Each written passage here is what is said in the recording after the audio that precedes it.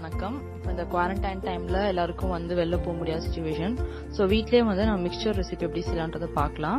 So இந்த வீடியோவில் நம்ம காராஸ் எப்படி செய்யலாம்னு பார்க்க போறோம். வாங்க வீடியோக்குள்ள போய் பார்க்கலாம். பவுல் எடுத்துக்கலாம். அதுல 2 கப் அளவு கடலை மாவு எடுத்திருக்கேன். அதுல 2 கப் தண்ணி சேர்த்து தோசை மாவு அளவு நம்ம நல்லா கரைச்சி வச்சுக்கலாம், கட்டி வராத மாதிரி.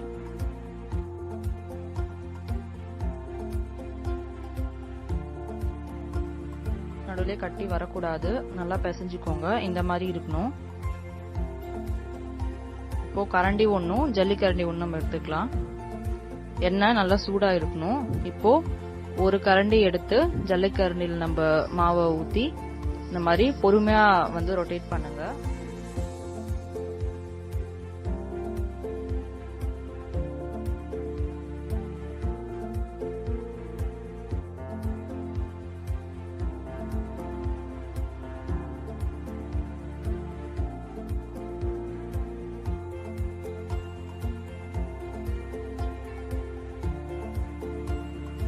ஒரு 2 நிமிஷம் இல்ல 3 நிமிஷம் வந்து இது நல்லா ஃப்ரை ஆனா போதும்.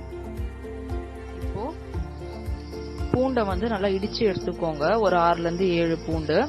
அதுவும் நல்லா கோல்டன் ப்ரௌன்ல ஃப்ரை ஆகணும். அந்த நேரம் வரைக்கும் ஃப்ரை பண்ணி எடுத்துக்கலாம்.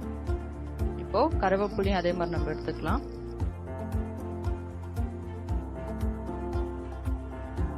அப்புறமா கொஞ்சம் வேர்க்கடலை எடுத்து அதையும் வந்து ஒரு 1 நிமிஷம் கிட்ட நல்லா ஃப்ரை பண்ணி எடுத்துக்கலாம்.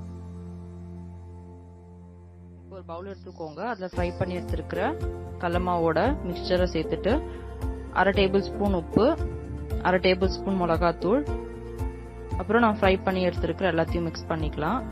உப்பும் மிளகாத்தூளும் ரொம்ப சேர்த்துடாதீங்க, ஒரு லிமிட்டடாவே சேர்த்துக்கோங்க. இப்போ இந்த மாதிரி நல்லா மிக்ஸ் பண்ணிக்கோங்க. ஸோ நம்மளோட டேஸ்டான ஹோம்மேட் மிக்சர் ரெடி ஆயிடுச்சு. இந்த குவாரண்டைன் டைம்ல வீட்டில் எல்லாரும் சேஃபா இருந்து இந்த ரெசிபியை ட்ரை பண்ணிட்டு உங்களோட கமெண்ட்ஸ் எனக்கு சொல்லுங்க. தேங்க்யூ ஃபார் வாட்சிங்.